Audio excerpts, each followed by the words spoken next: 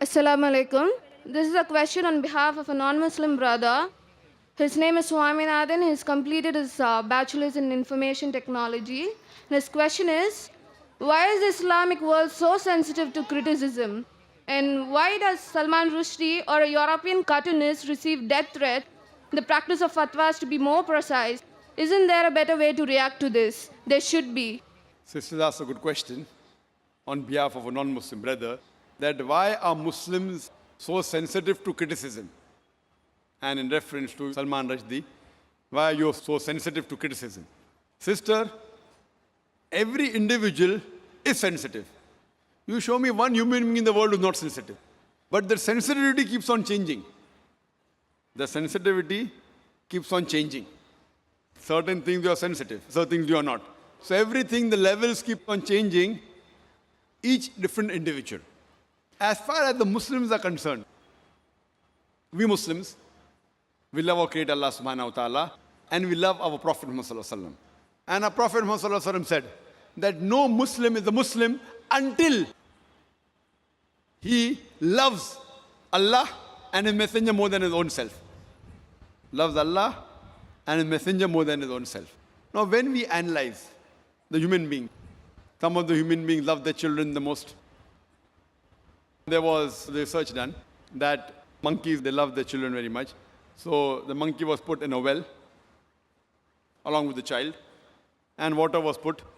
Water started rising up in that well. So the monkey picked up the kid and put in the arms. The water rose. It tried to save the child as much as the water kept on rising. Once it could not, it left the child and jumped out. So they loved the child a lot, but own life is more than the child. So left the child because the monkey could not jump along with the child. Just an experiment. Similarly, people like the children, they like their own life, etc. But as far as the Muslims are concerned, we love Allah and His Messenger more than ourselves. For example, if you abuse me, I would not like it, but I would not mind it. I would not like it, but I would not mind it. ठीक है, no problem. But if you abuse Allah and His Messenger, I would feel more hurt. It is not sensitive, it is because they are the closest to me. So to the Muslims, Allah and the Messenger are the closest. Even closer than our children, closer than our wives, closer than our husband, closer than our own life. So that's the reason what you should say, your question should be reframed, that why do the Muslims love Allah and the Messenger so much? You tell me one human being. You get the human being, if you abuse him, you won't mind. But if you abuse on his mother, he'll get angry. If you abuse in the name of the mother, they get angry. So we love our Allah and our Messenger more than our mother also. So based on these things, the Muslims, they want to clarify. So when Salman Rushdie, being a so-called Muslim in inverted commas, born in a Muslim family, when he wrote book and criticized falsely, just for a few, just for money. So that's the reason the Muslims objected. You say, are there any better ways? There are many ways of objecting. I don't agree that all the ways the Muslims objected are right. Many a time they destroyed property which is wrong. I don't agree with it. But they are sensitive because it deals with our Creator Allah subhanahu wa ta'ala Messenger. But we should feel bad. But some of them overreact. Some of them took out protest, which were violent, which should not be. Some were peaceful, which is good. Best is to reply. And if you hear my talk on, is religious fundamentalism a stumbling block to the freedom of expression, I have given details. What did Salman Rushdie do? And how did he write the book? And the first country that banned the satanic verses was which country? India. Shri Rajiv Gandhi, at that time was the Prime Minister. He banned that book, Satanic Verses, in India. The first country to ban it. And I appreciate him. But unknowingly, he did not know that in that same Satanic Verses, besides speaking bad about Prophet of Islam and Allah subhanahu wa ta'ala, he even spoke bad about Sita and Ram. Sri Ram, which people, when they read the book, they may not realize, they just superficially read it. And imagine, I'm asking the question to the British government. A few years back, there was an American author, writer, who uses a 4-letter word for Margaret Thatcher's policies. Margaret Thatcher's policy. 4-letter word, father, uncle, cousin, king.